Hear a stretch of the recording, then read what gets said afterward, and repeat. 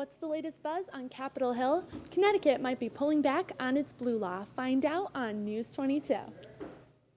Find out what 1 in 9 CSU students have in common tonight on News 22.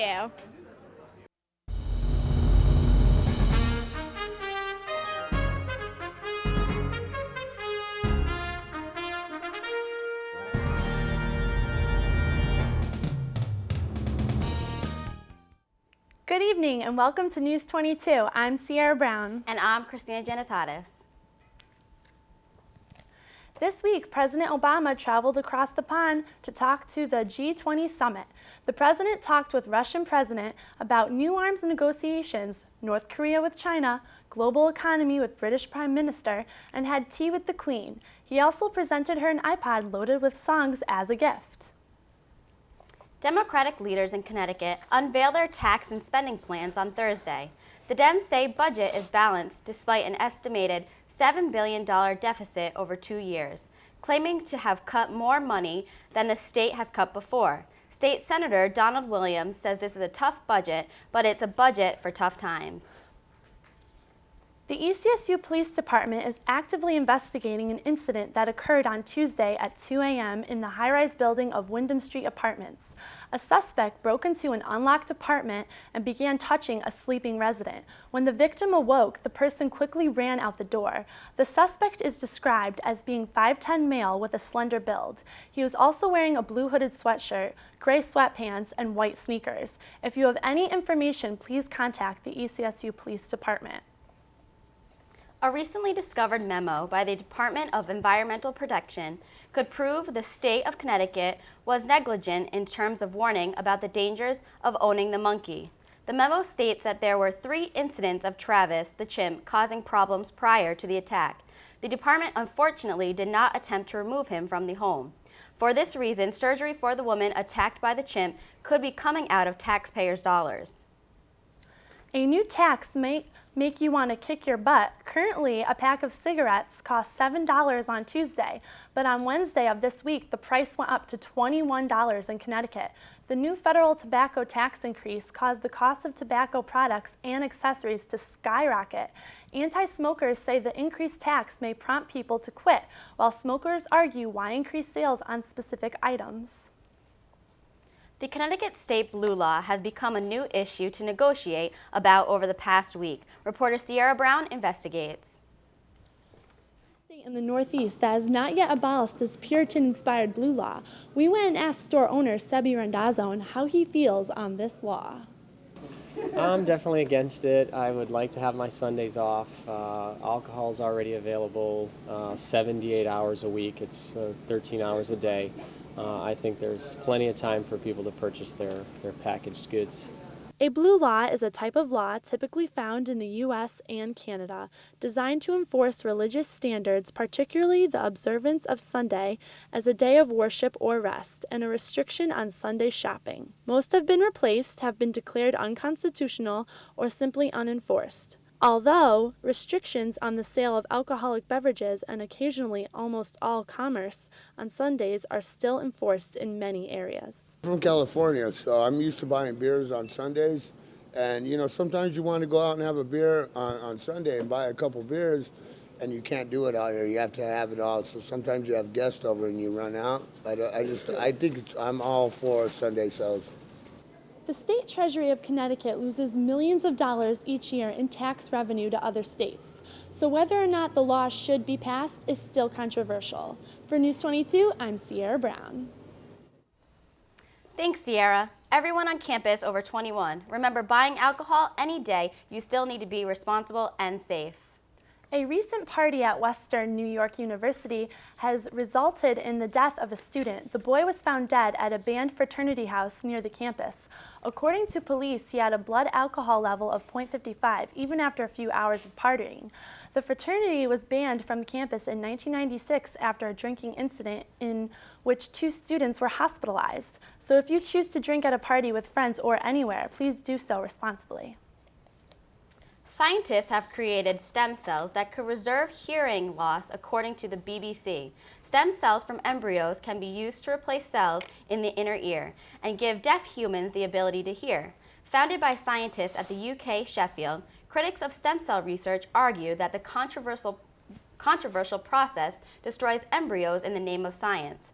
Earlier this year, President Obama lifted the ban on embryonic stem cell research.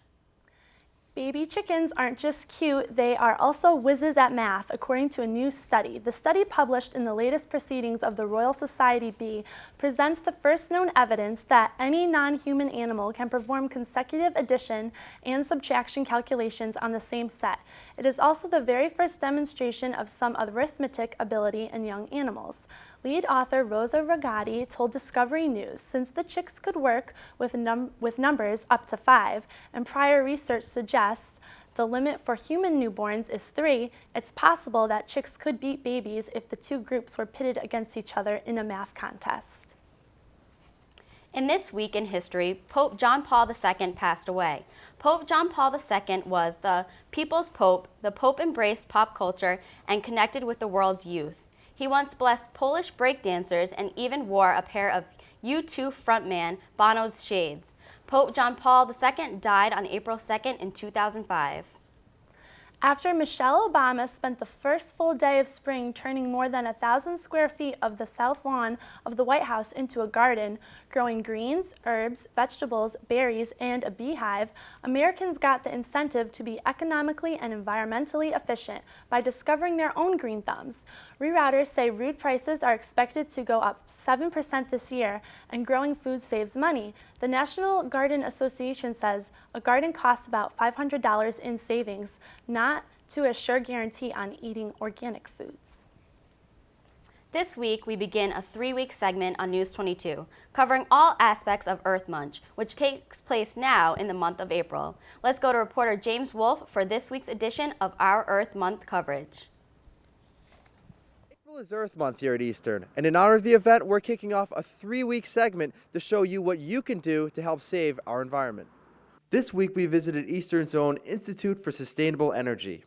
The Institute is a major player in the statewide movement towards increased energy efficiency by providing education programs, legislative advocacy, and performing energy efficiency assessments.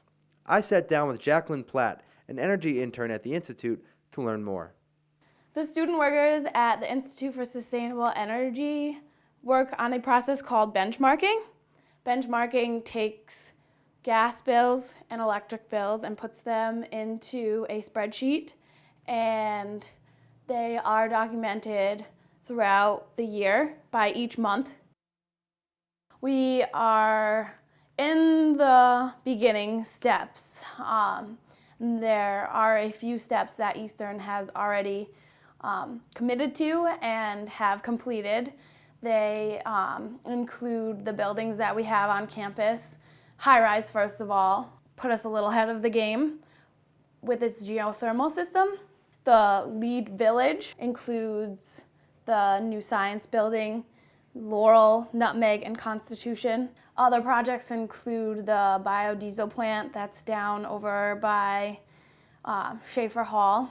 The Child and Family Development Center on campus has daylighting. Stay tuned next week for our second segment on Earth Month. At the Institute for Sustainable Energy, for News 22, I'm James Wolfe. Thanks, James. Stay tuned here at News 22 for continued coverage of Earth Month. Have you been wondering why there weren't any food drives during the spring? The residents at Nutmeg Hall were too, and they decided to do something about it. On Saturday, April 4th, they'll be kicking off a week-long food drive to keep the shelves at local charities stocked throughout the spring. Donations will be accepted at the front desk. On Wednesday, April 8th, there will be the first ever Walking in Willie tour. Participants will be taken on a short tour of Willimantic to learn about the local businesses and organizations. They will also be given free coupons and soda. The tour will last from 3 p.m. until 4 p.m. and is free of charge. For additional information, contact Martin Sargenoff. Do you know the 5 Ds of dodgeball? Well, let's hope so. On Thursday, April 16th, there will be a dodgeball tournament. The American Advertising Federation will host the tournament. Interested students need to form groups of 6 players in order to participate. The first 10 groups of 6 to email AFF with their roster will be eligible to compete. There will be free food and t-shirts for all participants. The event will take place in the Geisler Gymnasium from 6 p.m. till 9 p.m. Contact with any questions. And we'll be back with this week's editorial. Alcohol. My first experience with drinking. My first experience drinking. I went shot for shot with a bunch of guys. Gulped down the whole thing. We finished a liter. I drank a little bit too much. There was a lot of vomiting. I ended up passed out in a closet. I had to go to the hospital because I was sick. Found out that one of my real close friends was in the hospital. I was 13. 14. 15. 13.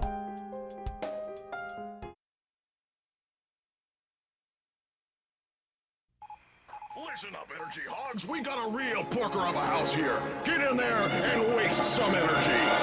There's no insulation, boss. It's Hog-Heaven. Leaky windows, too. This is gonna be a breeze. Perfect. Go wild and waste some wattage. Time to tan. Oh, there's hot water for just one pair of pants. My kind of place. This thing's so old it's gonna take me hours to get dry. Keep wasting. They'll never know what hit them till they get the energy bill. Boss, they're home. And they're energy efficient bulbs. You've got the power to get rid of Energy Hogs. You can help your parents add insulation, put in Energy Star appliances, and lots of other things to make your home hog-free. Find out how at EnergyHog.org and play fun games too. Oh, retreat! Retreat! Go to EnergyHog.org and get the Energy Hogs out of your home. Hey, wait for me!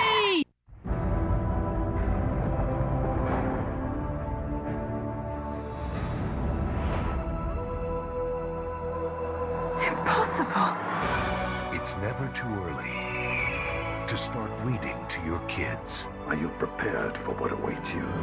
There are amazing possibilities when you open a child's mind to reading. Log on to the Library of Congress website and let the journey begin.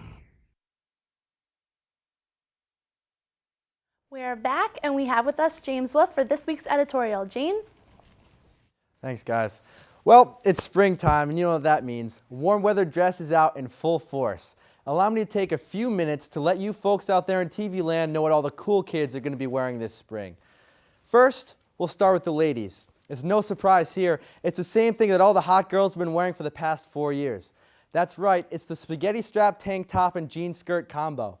Conform to social norms and look like everyone else with your choice of pink, yellow, or green shirt. The skirt, a clean hemline if you're nice, and a ripped one if you're feeling and or looking to be naughty. If it's warm out, throw on some Hollister flip-flops. If it's cold, get out those Uggs and that North Face. Extra points if it's pink or blue. You'll fit right in with all the other girls, so there's no need to worry about making a statement or being different. Guys, let me see those Ed Hardy shirts, fellas. Where are they at? Remember, you need to have at least 10 in your rotation if you want to be looking fresh. You can't be seen wearing the same shirt twice in 1 week, even if it's been washed. For your lower half, better go with jean shorts, but make sure they have a giant brand name logo on them. And for your shoes, your kicks better have cost at least $130 and match with your shirt. And if they're white, they gotta be spotless. You cannot be seen wearing dirty shoes. People might question your baller status and start doubting whether you have a closet full of shoes or not. And we don't want that to happen now, do we? So now that we have our cool uniform worked out, let me just give everyone a quick warning. Male or female, let it be known.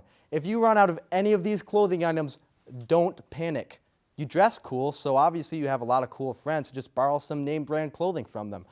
You never know, it may look cooler on you than it did on your friend. That's all for this week's editorial. It's real short. For News 22, I'm James Wolf. Have a great week, guys.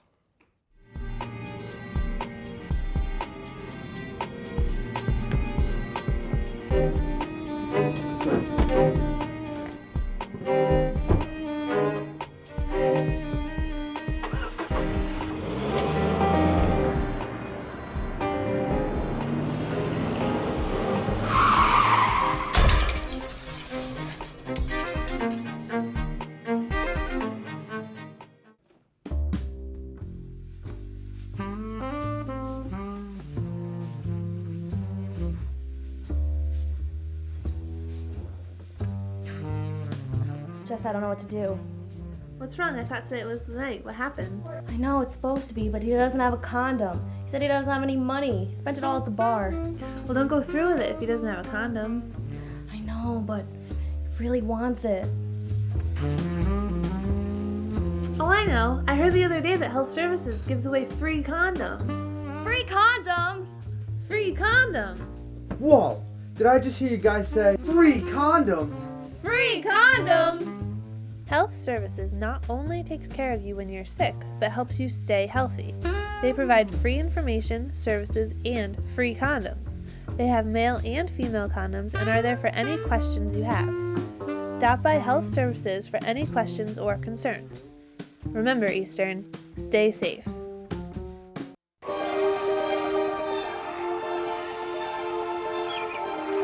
Hello, little prince.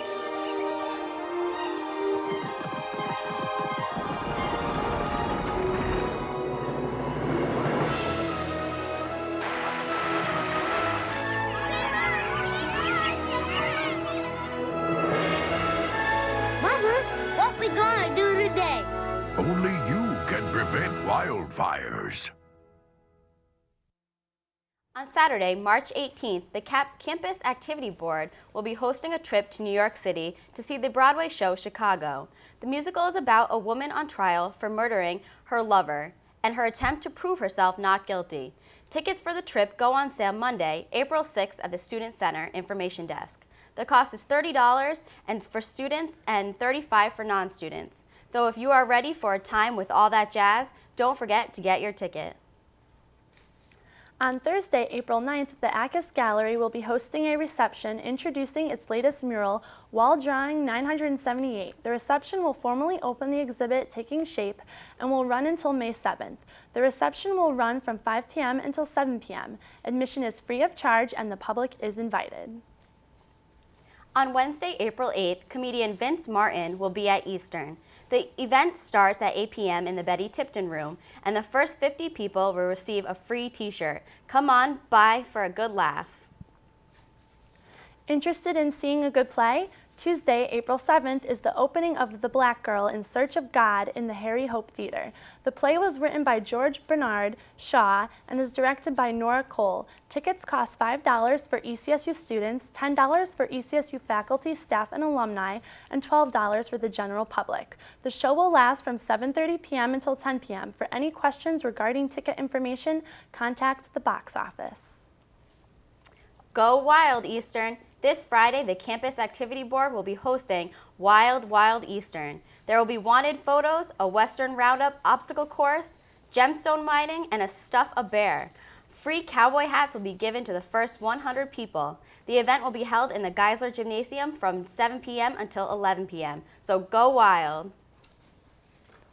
On April 1st, Senior Policy Analyst for the Early Education Initiative, Lisa Guernsey, visited ECSU to discuss television and the impacts it has on younger children. Reporter Christina Genetatis has more. And video games can affect younger children. Specialist Lisa Guernsey visited Eastern to discuss the different effects television and video games can have on younger kids. Lisa Guernsey visited children research laboratories across the country to research this topic more in depth. During her speech, she drew on examples from popular television shows like Dora the Explorer and Blue's Clues. Guernsey discussed the age at which children begin showing evidence of learning from what they see on screen, and the type of content that young children find most upsetting. If in longer day programs, if you have a moment where you could show a 10-minute video clip and then use that as a tool for expanding a conversation about something or for demonstrating something that was really hard to get across in a book, like, say, a volcano erupting or how a hummingbird flies. Well, those kind of video clips can be really valuable, and they can really bring children into a new conversation that they didn't have before. So it's just being, again, it's about kind of being thoughtful about what's on the screen and how kids are reacting to it. So the next time your child or the child you're babysitting wants to watch TV, make sure you're aware of the content and make sure it is appropriate. For News 22, I'm Christina Genetatis. For more information about this topic, visit Lisa's website, lisaguernsey.com. Brush up on your studying. Thursday, Crandall Hall is holding an event regarding study dollar bills. This program's goal is to encourage residents to have a good study habits. It aims to set a positive example for the students. When doing rounds, RAs see some students studying, and in order to promote good study habits, students will be given a study dollar. When exams are over, students will return their student study dollar with their name and room number on it. These students will get a good job note and a treat in their mailbox. The notes will say that these students have been entered in a study dollars drawing, where some residents' names will be pulled for a big prize at the end of the month. The person who turns in more study dollars will also receive an award. It will go from 8 o'clock to 9 p.m. Are you worried about your life after graduation? Do you still need a job? Then visit Career Services. At Career Services, you can receive help with your resume, learn about finding the perfect job, practice your interviewing skills, or even how to find an internship. The department is located on the top floor of Wood Support Services near the Housing and Community Service departments. So, if you would like help preparing for your post-college endeavors, stop by the Career Services department. Seniors, get ready. It is time for the annual Senior Salute. Financial aid representatives from the bursar's office, the bookstore, and others are joining together for a one-stop senior shopping spree. Seniors will be able to purchase yearbooks, ask questions about student loans, post-graduation, pay class dues, and get information on the senior reception and pick up invitations to the graduation. The event will be held in the Betty Tipton room of the Student Center from 11 a.m. until 7 p.m. This past week was Gambling Awareness Week. Here at Eastern, reporter Marlena Carroll went to the week's events to find out more. We're here at the Free Hot Dog event, one of many events dedicated to Gambling Awareness Week. 6 students collaborate to put on these events, and we speak with Josh Lundberg to find out more. Yes, Gambling Awareness Week is part of a social work major class for the junior class. This is for Social Work 300, Group Practice, and Social Work 333, Research for Social Workers. Right outside of Webb Hall on Tuesday and Thursday, a group of sociology undergraduates have students fill out surveys for free hot dogs, backpacks, and other giveaways. Today, students don't have to leave their dorm room to gamble. 25% of U.S. college students admit to gambling once a week. Josh gives us more on what this week entails. And we're going to have a speaker, Dr. Lori Rubel, from 7 to 9 in the NEADLIC Common Room. She's going to be talking about addictive behaviors, including problem gambling. And she's going to talk to the students about how they can identify the problem and what they can do to help. Gambling is becoming a serious problem on college campuses. ECSU is doing their part in making a difference. I'm Marlena Carroll with TV22 News outside of Webb Hall. Thanks, Marlena. If you have any questions regarding problems gambling, visit the National Council website for gambling awareness at npgaw.org. With only 50 days to graduation, it's time to celebrate seniors. Interested in free food, drinks, and having a chance to hang out with all your classmates? Look no further than the 50 Days Until Graduation celebration this Saturday night at Blarney's Cafe on High Street in Willimantic. Free pizza, wings, and soda will be provided from 5 to 9 p.m. And don't forget, drink specials start as soon as the celebration ends. Pick up your free ticket at the Student Center Help Desk. Interested in an exciting day in New York City? PRSSA is taking a trip to CBS Early Show on Friday, April 10th. ECSU is closed for Good Friday, so why not spend the day in the city? The trip includes a tour of the studio, breakfast, and free time in the city. Contact PRSSA to reserve a spot. Need a little break from your studies and want to play some games? The West Indian Society is planning a trip to Nomads next Monday, which is a recreational facility where people can play miniature golf, laser tag, bowling, and arcade games. It will begin from 4 to 9 p.m. For location information, visit the Student Activities section on the Eastern website. Taking place every Friday for the rest of the semester, the Pre-Law Society will be meeting at 3 p.m. in the SGA room of the Student Center. Big events for the club include a visit from the UConn Law School Dean of Admissions on April 17th, a trip to Boston's law schools in May, and a free end-of-the-year banquet. If you or a friend is interested in becoming a lawyer in the future, be sure to stop by a meeting. News 22 will return with sports after this short break. Fire safety is an important part of our well-being on campus. By taking precautions and making smart decisions, fires can be avoided. Be aware of overloaded electrical outlets. Don't leave cooking unattended, and make sure paper and other flammable materials are not placed near the stove. Preventing a fire is important, but knowing what to do if one occurs is just as important. The alarm sounds, don't panic, and evacuate immediately. Refer to your residential hall office for the quickest and safest route, and remember, never take an elevator during a fire.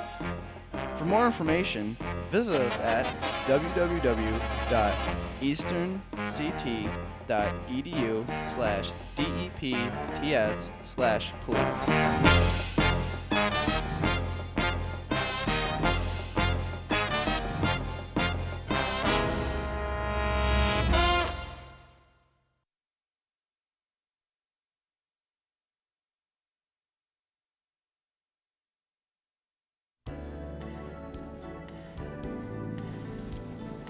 Whoa, what are you doing? Throwing out my trash. Don't you recycle? Recycle? Yes, it says toss bottles here. Oh, all right.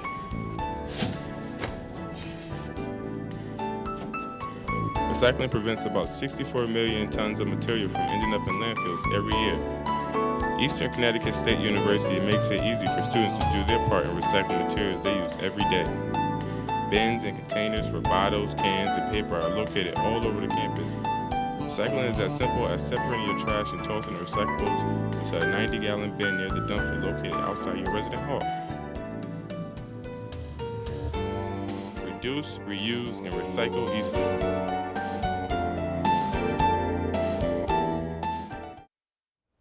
We are back, and we have with us TJ Skubkowski with sports. Take it away, TJ. Thank you, ladies. This weekend we got to go to UConn to see what the fans had to say about both the men and women's basketball teams making the Final Four. Both the men and women's UConn's basketball teams made it to the Final Four. We're here at the University of Connecticut campus to ask some of the students what they think. Now, for the women's team, what players do you feel are most crucial for the Final Four competition? Well, I mean, it's a team effort, so you can't narrow it down to one player. Renee Montgomery stepping up huge, Maya Moore especially, Tina Charles coming up big in every game, putting up record numbers. It's just a whole team effort, so with Gino Ariema as coach, you can't just narrow it down. It's a great team this year. So how do you feel about both the men and women's teams making it to the Final Four? I think it's great. It's great for the university. Everyone's really excited. I mean, we're the only school with both the men's and the women's basketball teams in the Final Four. So everyone's really excited for Saturday, the men's game, and go UConn. It's great. So how do you feel about the UConn women playing the last team that they lost to in Stanford in the Final Four? Well, I mean, it's a new year and it's a new team, and our women's team is really on fire right now, so I don't think it should be too much of a challenge, but it should be a good game. So what do you feel is the X factor for the men's team? I think you definitely have to say Stanley Robinson. I mean, coming into the tournament, you heard about him a little bit, but ever since the tournament started, he's just been stepping up his game, and Calhoun's really using him on swing plays a lot, which is something that the team did with Dyson. So using him in that way and utilizing his athleticism like that is really helping shore up for Dyson's absence and pulling the team together. We'd like to wish both the men and women's UConn teams the best of luck. And from Gamble Pavilion, I'm TJ Slupkowski with News 22. Eastern's rugby squad, the university's hardest-hitting team, is taking on the University of Rhode Island this weekend at the Mansfield Sports Complex. The game starts at 1 p.m. Be sure to head on down if you're a contact sports person. This is as close as you'll get to football for the next 5 months. Now, Eastern, the #1 ranked baseball team in the nation for Division III schools, had an outstanding win Wednesday against Amherst. The final score was 8-7, with pitcher Jim Schultz getting the win. Senior Tristan Hobbs contributed a 2-run triple to the effort, while pitchers Wes Dutton and Will Musson combined to pitch 3 1/3 scoreless innings of relief. Senior Sean Gilblair also had a successful day, going 2 for 3 with 2 runs and 2 RBIs. Eastern's record is now 16-1. Now, senior first baseman Rachel Denny of the women's softball team broke the career record for RBI and tied the career record for doubles in the first game of a doubleheader against Springfield College. Eastern won both games, one with a score of 7-2 and the other at 5-3. Pitcher Molly Rathbun got the win in both games, and the team as a whole has 19 hits in the doubleheader for New England's second-ranked Eastern. Their record is now 10-4. That's it for sports. I'm TJ Slumkowski, and have a great night. Well, that's it for our show. I'm Sierra Brown. And I'm Christina Janitatis. Have a great night, Eastern.